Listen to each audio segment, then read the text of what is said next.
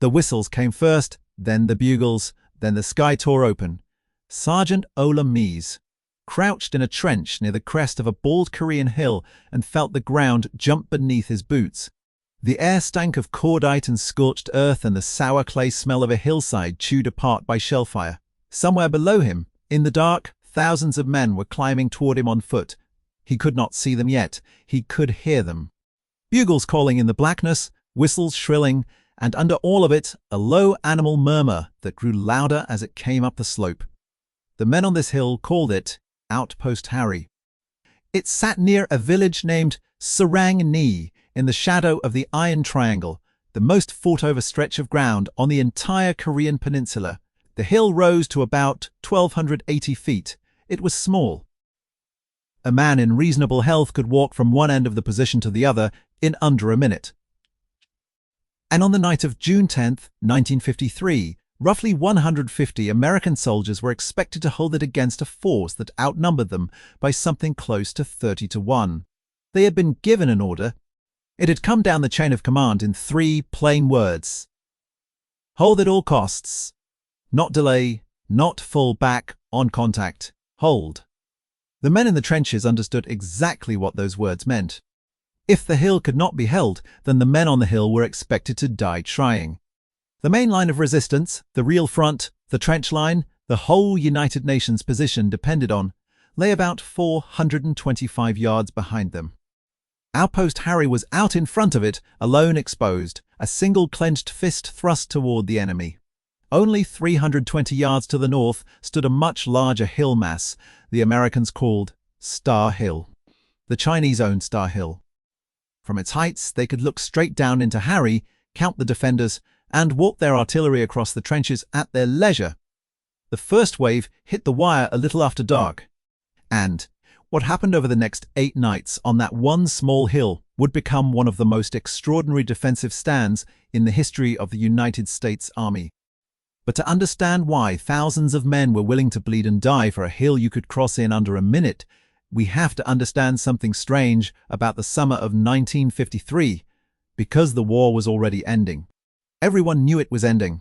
And that precisely was why it had turned so savage. Before we go on, I want to ask you for something small.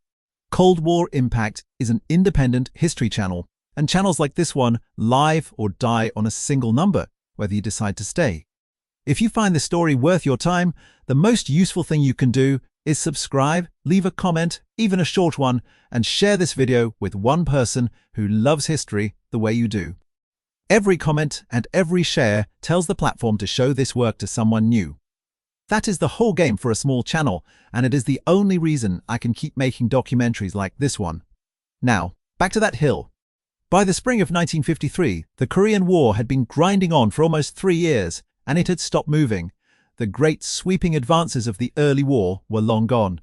The dash south by the North Koreans in 1950, the landing at Incheon that autumn, the drive north to the Yalu River, the shock of Chinese intervention that winter, and the brutal retreat that followed. All of that was history. By 1953, the front had congealed into a line of trenches, bunkers, and barbed wire that snaked across the waste of the peninsula and barely shifted for 2 full years. It looked to anyone who had seen photographs of it, uncannily, like the Western Front of the First World War. Men lived in dugouts. They fought over listening posts and saps.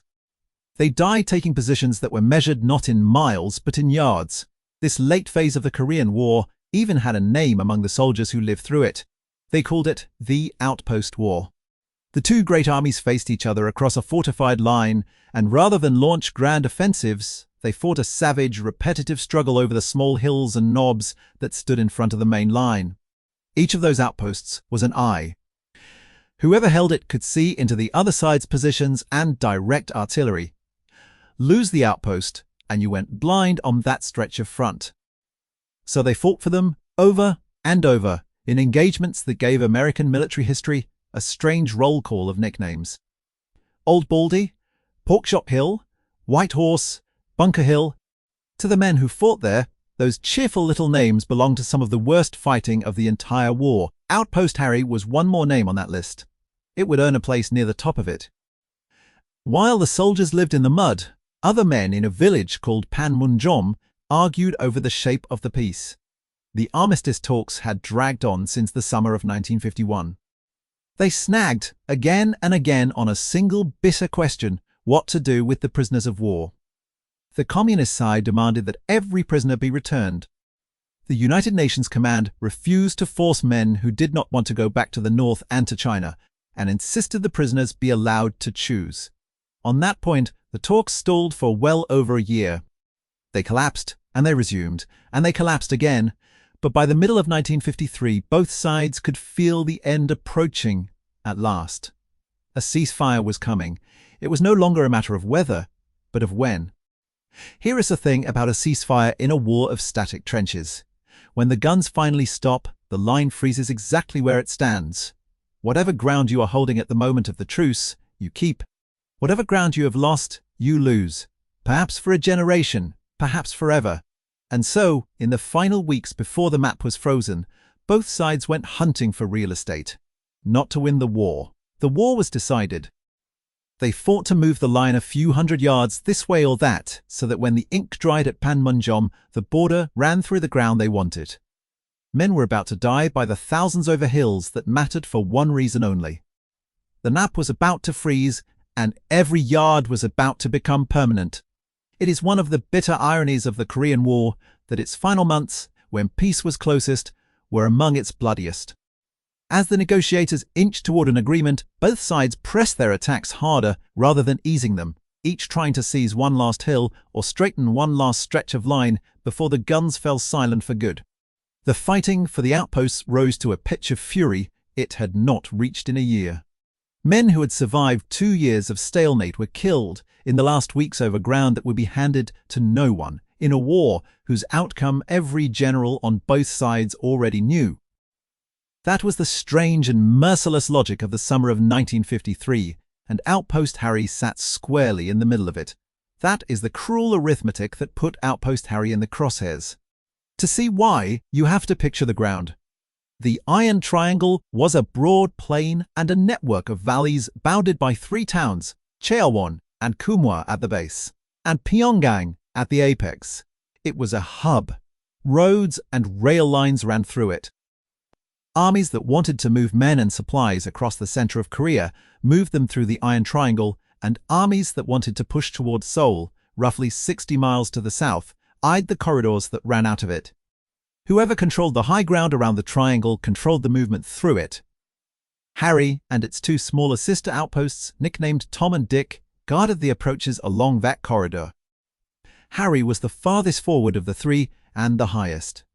From its crest, a spotter could see for miles and could call down fire on anything that moved in the valley. If Harry fell, the Chinese would gain that same commanding view, and the United Nations Command believed it would then be forced to pull its main line back as much as 6 miles to find the next defensible ground. 6 miles, in a war being decided by the yard, was not a setback, it was a catastrophe. So the hill had to be held. At all costs, the men who would try to hold it belonged to the 3rd Infantry Division of the United States Army. The division carried a proud nickname earned in the First World War, the Rock of the Marne, from a day in the summer of 1918 when its soldiers refused to give ground along the Marne River in France while units on either side fell back. The story went that the division's commander had answered a French request to withdraw by declaring that his men would die where they stood, but they would not retreat. Now, 35 years later, on a different continent, in a different war, that same division was about to be asked to prove the nickname all over again on a hill in Korea. The defense of Harry would fall mostly on one of the division's regiments, the 15th Infantry, reinforced across the 8 nights by companies from the 5th Regimental Combat Team and from the 65th Infantry Regiment. The 65th was a unit unlike any other in the American Army. It was made up largely of soldiers from Puerto Rico, and its men called themselves the Borinqueniers, after Borinquen, the old native name for their island. They had already fought hard in Korea, often in the face of prejudice, from an army that was only beginning to integrate, and they had earned a reputation as tough, aggressive soldiers. On the final terrible night, the hill would be handed to yet another set of men, a battalion of foreigners who had traveled halfway around the world to fight in someone else's war. but we will come to them. The Puerto Rican soldiers of the 65th deserve a word of their own because their road to that hill had been harder than most. They served in an army that was only beginning to shed its old habits of segregation, and they had too often been treated as second-class soldiers by commanders who underrated them and misjudged what they could do. They had answered that doubt the only way a soldier ever can in combat. And by the summer of 1953, they had built one of the hardest fighting reputations on the whole peninsula. In the fighting around Outpost Harry, one of their young lieutenants was about to perform an act of such cold, deliberate courage that it would echo through the whole of his very long life. That story, too, belongs a little later. The supporting arms behind the hill were as important as the infantry on it, and in some ways, more so. Behind the line waited the guns of the 39th Field Artillery and other batteries firing in support, the tanks of the 64th Tank Battalion and the 15th Infantry's own armor, and the engineers of the 10th Combat Engineer Battalion who would labor every day to rebuild what the shellfire tore down every night. And woven through the American units were Korean soldiers, the Korean augmentation to the United States Army, young men from the country being fought over, carrying the same rifles and dying in the same trenches as the Americans beside them. Those Korean soldiers are easy to overlook in the telling, and they should not be. They fought and bled on Outpost Harry under the same shellfire as everyone else, and their losses across the 8 nights ran into the dozens killed and wounded. It was, after all, their country. The hill stood on Korean soil above a Korean valley, and it pointed like a knife at a Korean city. For the young Koreans in the American ranks, the worthless piece of ground they were being asked to die for was home. The enemy, massing in the darkness that first night, was the People's Volunteer Army of Communist China. The name itself was a fiction of politics. China insisted, for reasons of international law and faith, that its soldiers in Korea were volunteers who had gone to help their Korean neighbors of their own accord rather than a formal army sent by the state. In truth, they were regular Chinese soldiers, and they had entered the war in the winter of 1950 and stunned the world by hurling the United Nations forces back down the peninsula in one of the longest retreats in American military history. Their soldiers were tough, disciplined, and above all, numerous. Where the Americans leaned on machines, on artillery, on air power, on the sheer industrial weight of firepower, the Chinese leaned on men. Their commanders had learned to attack at night, to move in the dark, to blunt the American advantage in the air, to infiltrate close before opening fire, and to strike a narrow point of a defensive line with overwhelming local numbers. They used bugles and whistles and flares to control their formations in the dark, because radios were scarce. To a defender lying in a trench, those bugle calls floating up out of the blackness were among the most unnerving sounds of the entire war. They meant the wave was forming. They meant it was coming. There was another reason the Chinese could keep feeding men into the fight for that hill, night after night, and it lay hidden inside the high ground across the way. Over the long months of the stalemate, the Chinese soldier had become a master digger.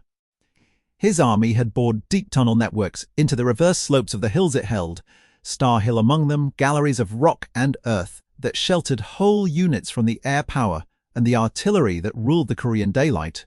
Down in those tunnels, the assault troops could gather unseen, sleep and wait, safe from the bombs and the shells, and then pour out at nightfall to climb toward the American outposts. It meant that no amount of daytime bombardment could ever quite clear the ground in front of Harry. The enemy simply went underground and waited for the dark to return. The unit assigned to take Outpost Harry was the 74th Division of the Chinese 24th Army. Across the 8 nights of the battle, Chinese commanders would feed something on the order of 13,000 troops into the fight for that single hill. That was not a raiding party. That was very nearly an entire division, thrown against a series of positions that never held more than a single reinforced company at a time. United Nations spotters, watching the enemy build up in the days before the attack, identified fresh regiments moving into the line opposite Harry. The Chinese were not planning a probe. They were planning to take the hill and keep it. They prepared the way with steel. In the days before the assault, Chinese artillery and mortar fire on the hill climbed steadily from a few hundred rounds a day to many hundreds as the gunners registered their targets and walked their fire across the trenches. Then, on the first night, the barrage came down in earnest. By some accounts, more than 20,000 shells fell on that small hill in the space of a single night. 20,000 explosions on a piece of ground you could walk across in under a minute. The bunkers shook. The overhead timbers cracked and split. Men were buried alive by collapsing dugouts and dug out by their comrades and buried again.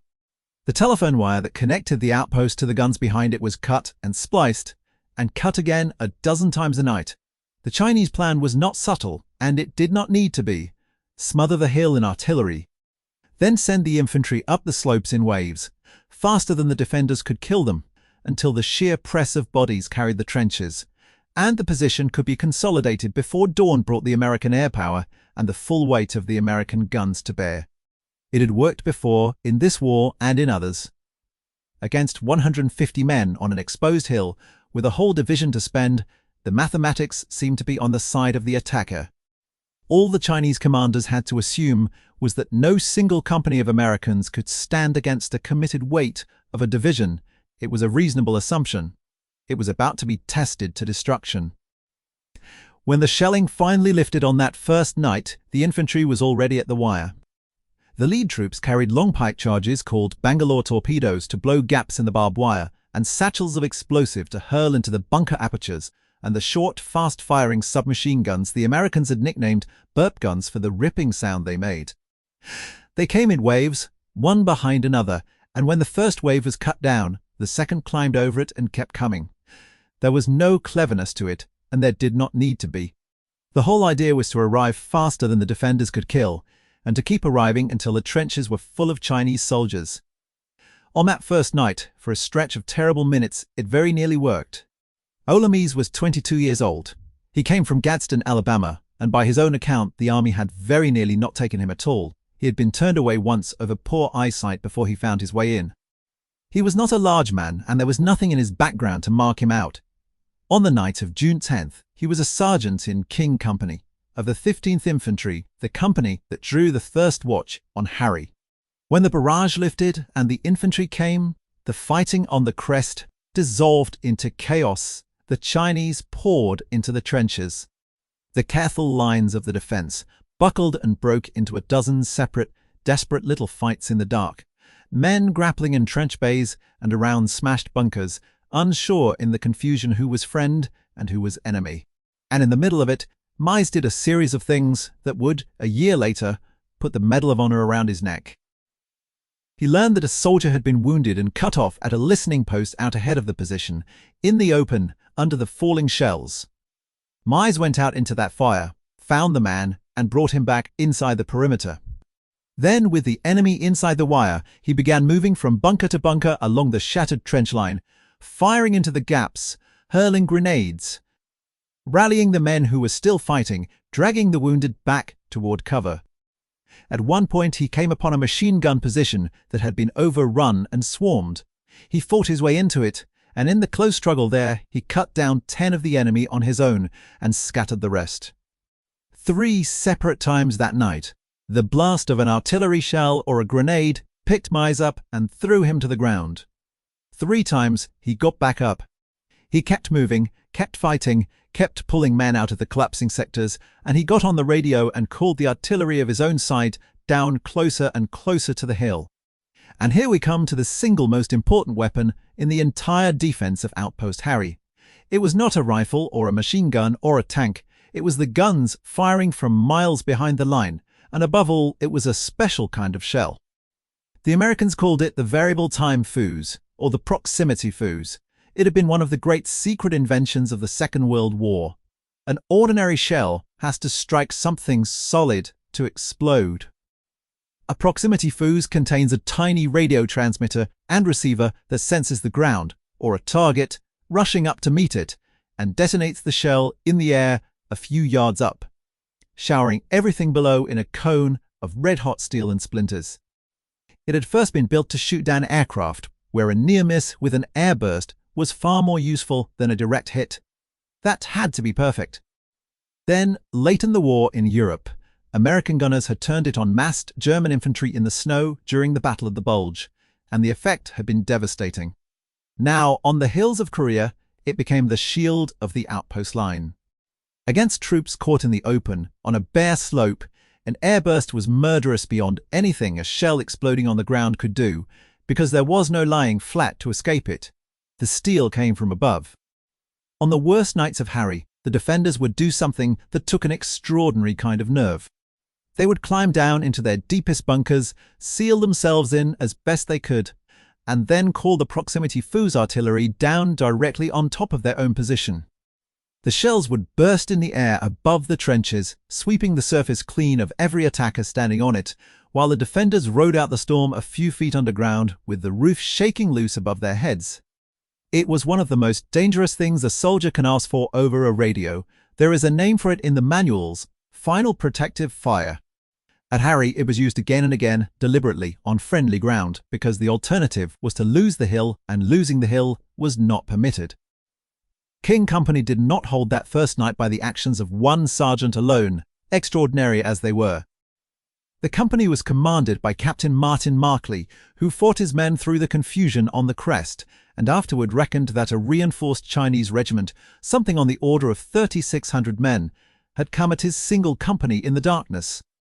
Over the whole 8 nights, the 15th Infantry Regiment was commanded by Colonel Russell Akers. When the position was on the point of being swamped, that first night, the commander of the 3rd Battalion, Lieutenant Colonel Shropshire, scraped together a composite force from whatever men he could lay hands on in the rear and fed them up the trail into the fight.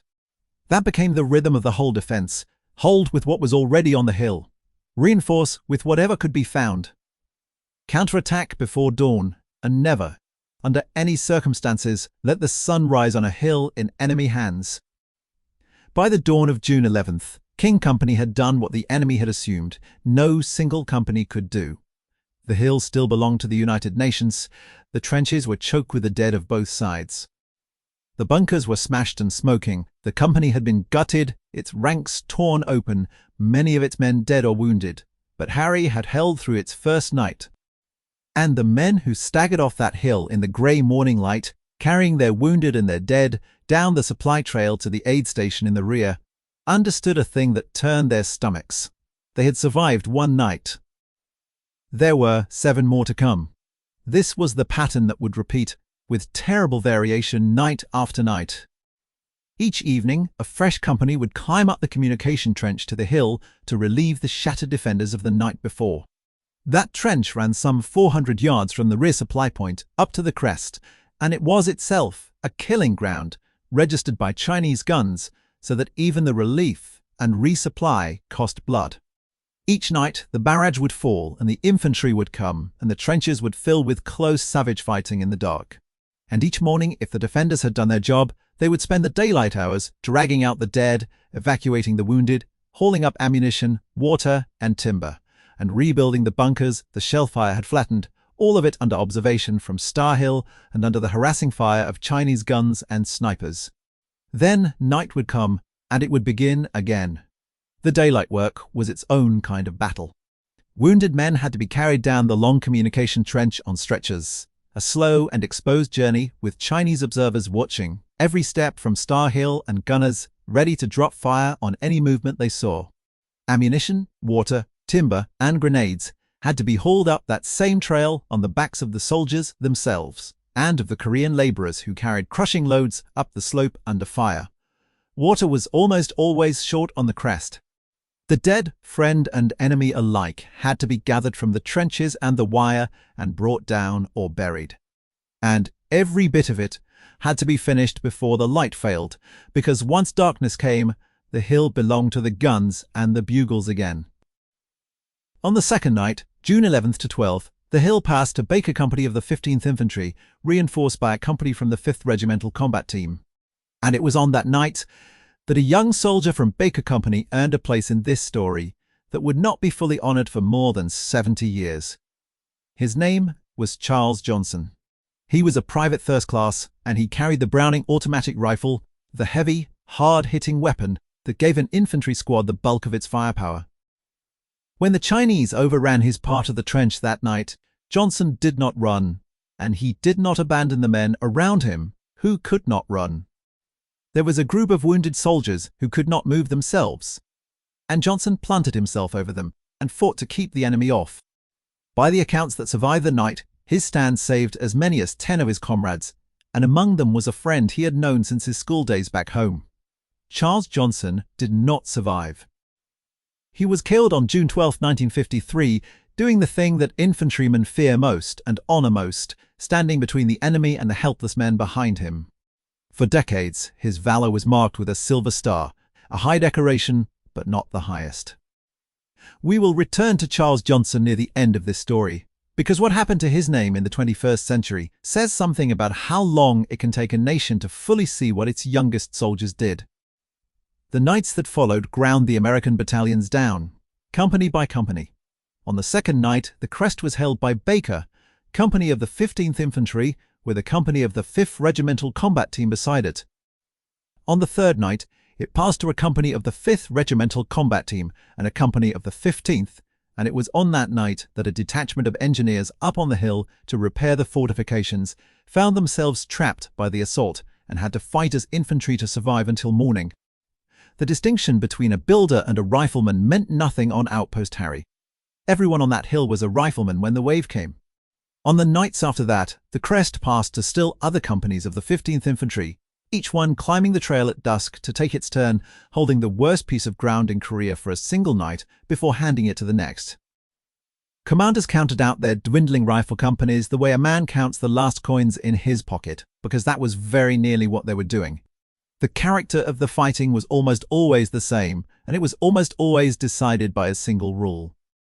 The Chinese would seize a stretch of trench in the darkness, sometimes a large part of the hill, and the defenders would counterattack and claw it back before the sun came up.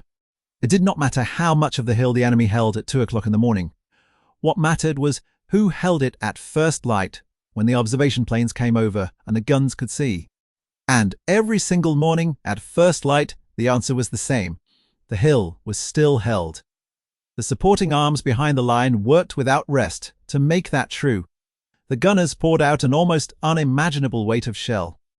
Tanks rolled out into the valley to the east of the outpost, sometimes with a platoon of infantry alongside them, to draw the Chinese assault columns into the open, where the massed artillery could reach them and tear them apart before they ever reached the wire. 55-gallon drums of napalm were positioned on the slopes and set alight to break up the infantry as it climbed. And still the waves came, night after night, because the Chinese command had decided that this hill was worth a division, and it was spending the division to prove the point. Not every night was a maelstrom. The war on that hill breathed in and out. There were nights when the great human wave assaults gave way to probes, patrols, and screening actions, when the Chinese, having bled themselves badly, paused to reorganize, to bring up fresh regiments, to try again. To the exhausted men on the hill, a quiet night was not a relief so much as a held breath. They had learned what silence on Outpost Harry meant. It meant the enemy was gathering himself for the next blow. By the middle of the battle, the American units that had carried the first nights were wrecked. Companies that had gone up the hill near full strength came down as remnants of themselves. The men were beyond exhausted. They had not slept, had barely eaten, had spent night after night fighting hand-to-hand in the dark, and had watched friends die within arm's reach. Something had to give, or the defense would crumble from within, not because the enemy had finally won, but because there were simply no fresh men left to send up the trail. And so, in the lull, the command did something that shaped the final act of the battle. They brought in the Greeks. Fighting alongside the Americans in Korea was a battalion of soldiers from Greece, part of the Greek expeditionary force that their country had sent to serve under the United Nations flag. It is worth pausing to think about who these men were. Greece had come out of the Second World War, shattered by occupation and famine, and had then plunged straight into a savage civil war of its own that tore the country apart for years. Out of that furnace came the soldiers who volunteered for Korea. They had already seen war at its worst in their own mountains against their own countrymen. They arrived in Korea hard, experienced and without illusions, and they quickly built a fearsome reputation among friend and enemy alike. Their battalion was known as the Sparta Battalion, and the name was not chosen for decoration. It was led by Lieutenant Colonel Georgios Komonakos, and its soldiers had already won decorations, fighting under the American flag in Korea before they ever set eyes on the hill they were about to inherit. When the Greeks looked at the hill they were being asked to hold, they gave it a name of their own. The Americans called it Harry. The Greeks called it Haros. In Greek folklore, Haros is the personification of death itself, the ferryman who carries the souls of the dead across the river to the underworld. That was the grim joke, if you can call it a joke. The men climbing up to Hold Harry knew exactly whose hill they were climbing. There came a stretch of the battle around the 15th and 16th of June when the fury seemed to ebb. A night passed without a major assault. Engineers and fresh troops used the pause to work on the position, to shore up the bunkers, deepen the trenches, and string new wire, while the mauled American battalions pulled back to refit. To a soldier who had lived through the first nights, it might almost have felt as though the worst was over, as though the Chinese had finally broken themselves against the hill and given up. It was a false calm. Behind their own lines, the Chinese were doing precisely what the defenders most feared. They were pulling a battered regiment out of the line, reorganizing it, reinforcing it with fresh men, and pointing it at Harry for one last, maximum effort. The heaviest single blow of the entire battle was still to come. And it was going to fall on the Greeks. On the night of June 17th to 18th, 1953, the last night of the battle, the hill belonged to a company of the Sparta Battalion, dug into the trenches of Haros. And the Chinese came at them with everything they had left. A reorganized and reinforced regiment, thousands of men, thrown up the slopes in a final, all-or-nothing attempt to take the hill before the whole offensive against it had to be abandoned.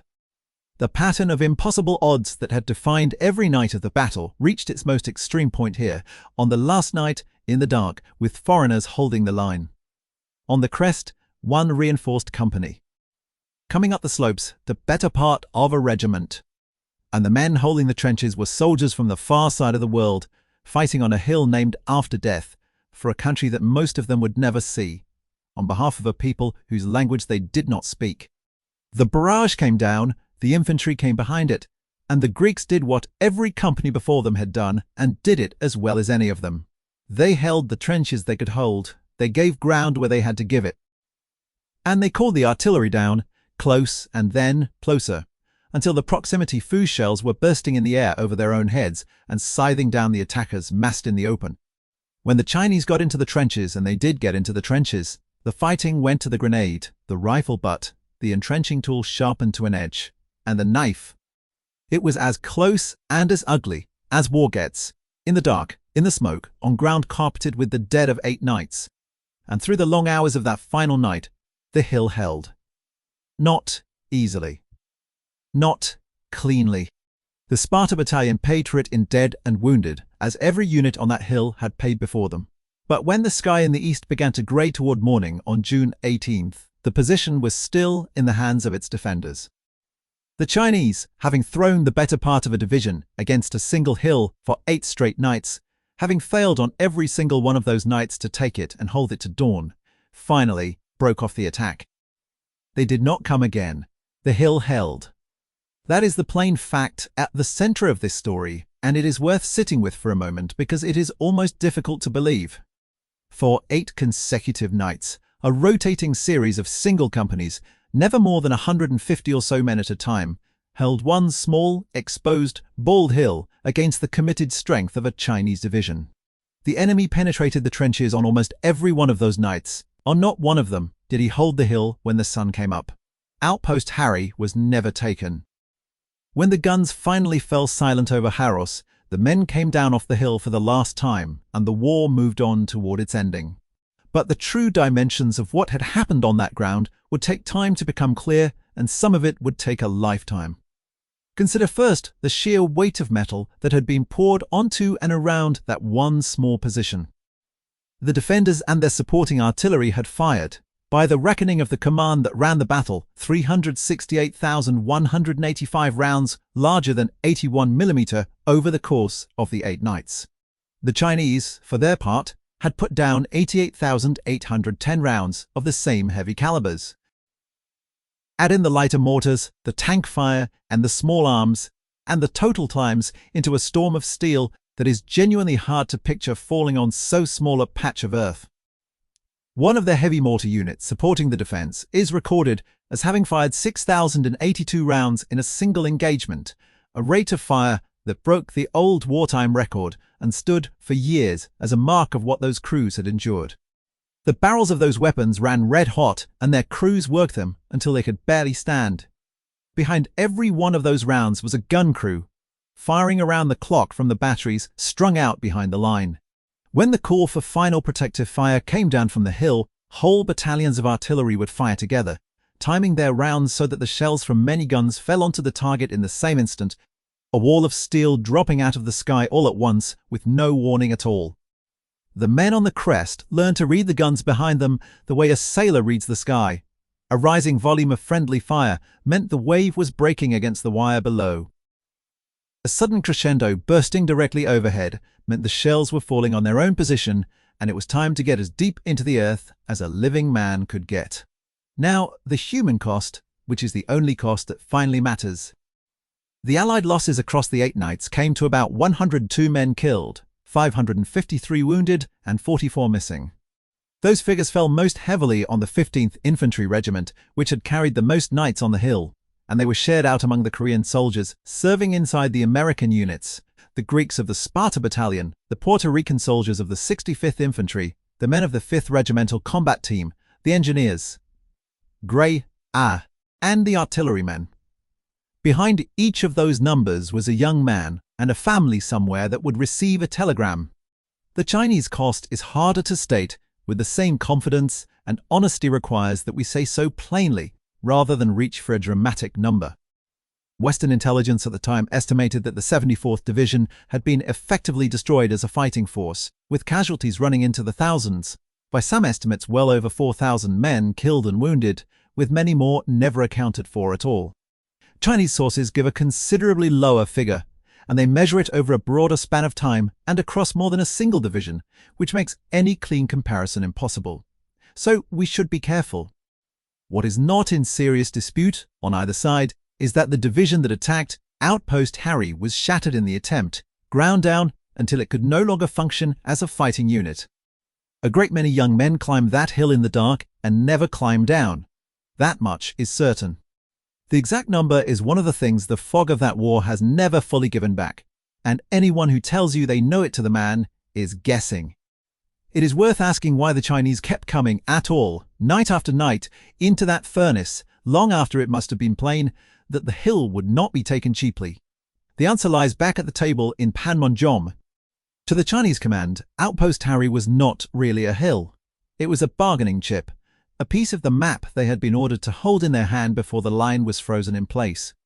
The order to seize it carried the weight of politics and of national pride, and so the division was spent against it the way a gambler shoves his last stack of chips across the felt, not because the odds have improved, but because the game is nearly over and there will be no other chance to bet.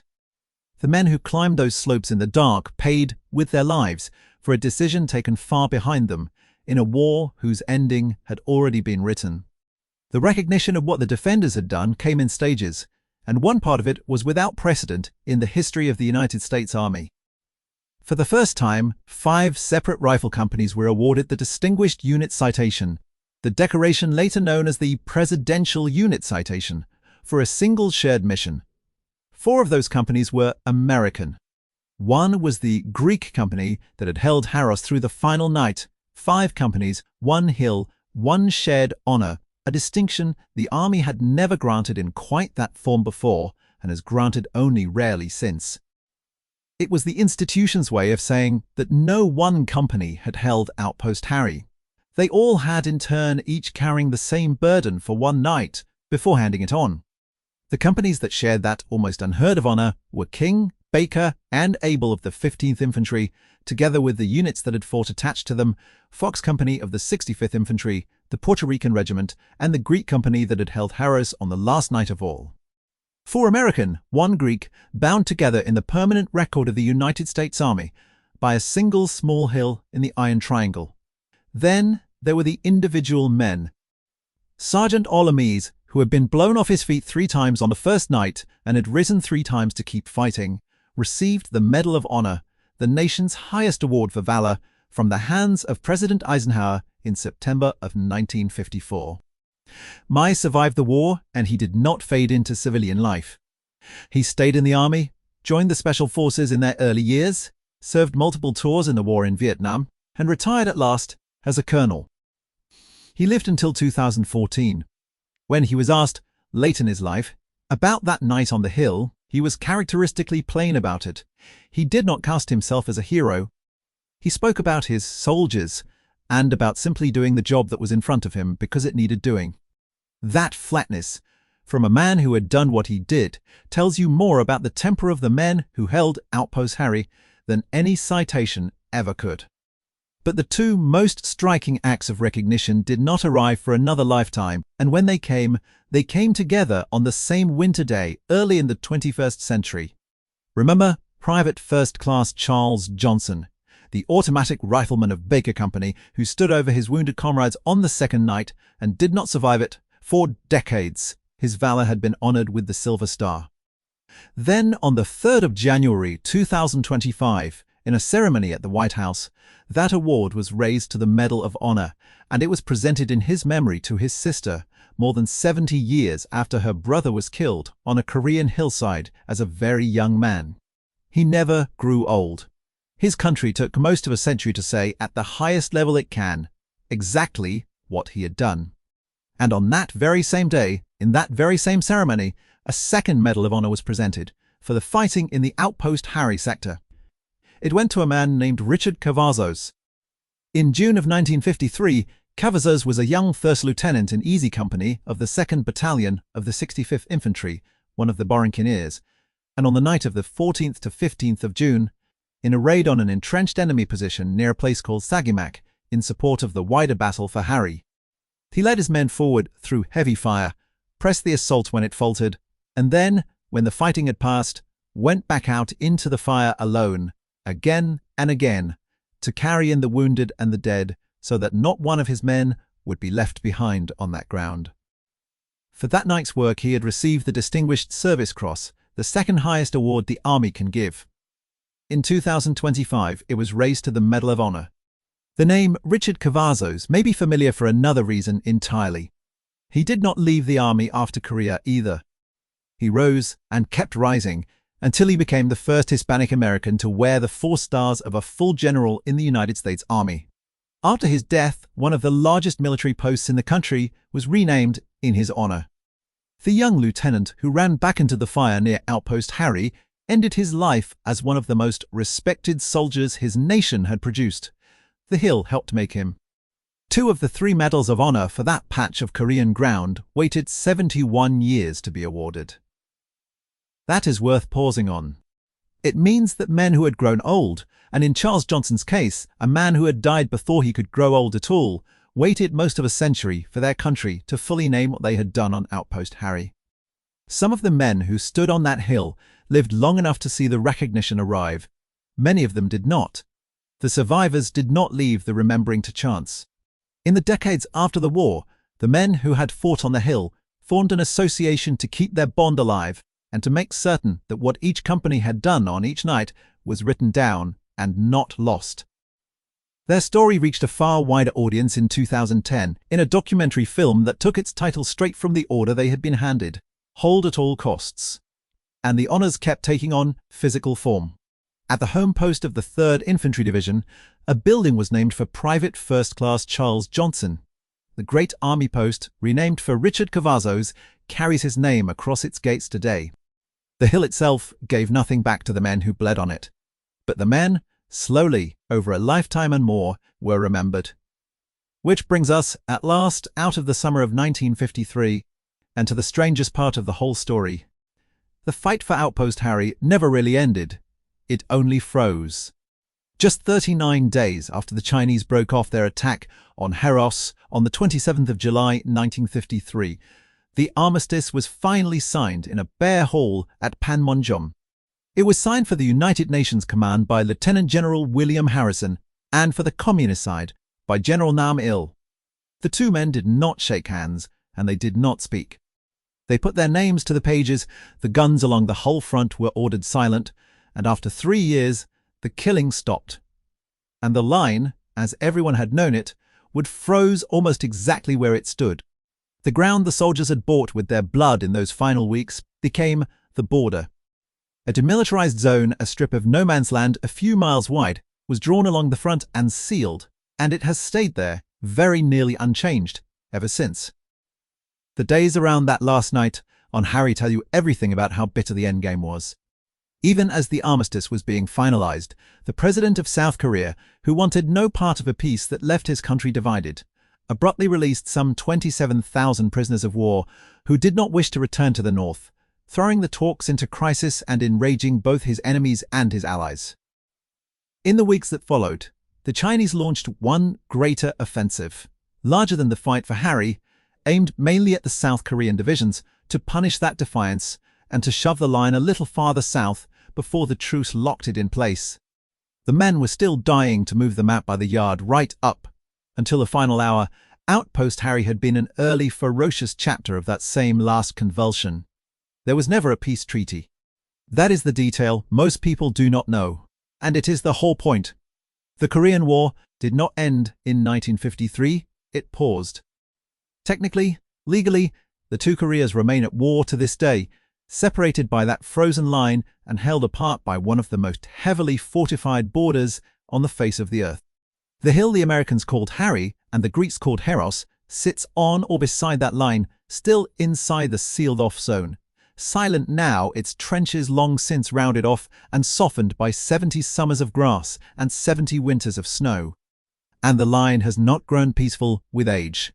In the years reaching right up to the present, the standoff along that border has sharpened rather than eased.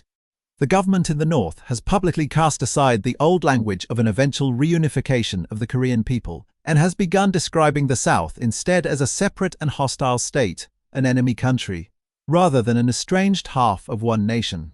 Along the demilitarized zone, northern troops have been seen building new roads and fresh fortifications and sowing new minefields, and on more than one occasion, soldiers have strayed across the military demarcation line and drawn warning shots from the southern side.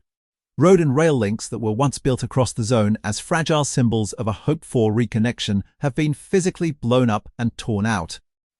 The South, for its part, has pressed ahead with new layers of missile defense and has more recently floated the idea of fresh military talks with the North for the narrow, sober purpose of keeping an accidental clash from spiraling into a real war by mistake.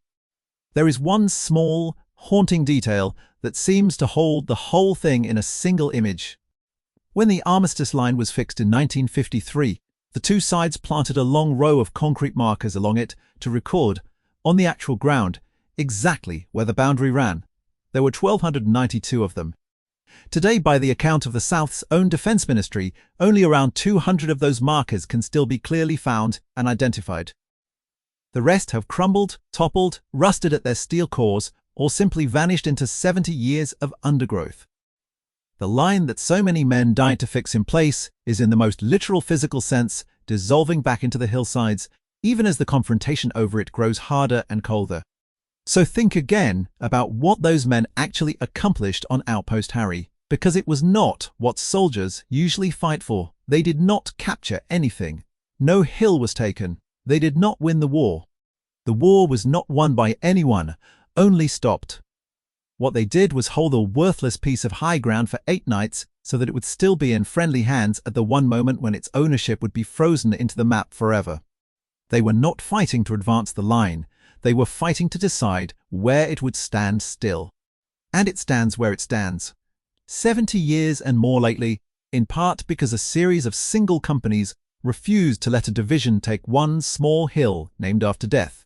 The soldiers who did it had almost nothing in common. One came from a small town in Alabama and had been rejected by the army for his eyes. Some came from the mountains and islands of Greece, out of one war and into another. Some came from the towns of Puerto Rico and fought under officers who did not always speak their language or trust their courage and proved that courage anyway. Some were Korean boys defending the actual soil of their divided country. They fought and bled together on one hillside for 8 nights, and then most of them went home and said very little about it. Ola Misa would not boast of it. Charles Johnson never had the chance to say a word. Richard Cavazos wore 4 stars, and let the record answer for him. That is the memory outpost Harry leaves us with. A bald hill you could cross in under a minute, 150 men at a time against a division. 8 nights of fire and a line drawn in blood that has not moved since the war. The world learned to call forgotten did not end on any hill or at any table. It simply froze into the shape those men gave it. And the frozen line they left behind runs, right now, tonight, through the most dangerous stretch of ground on Earth.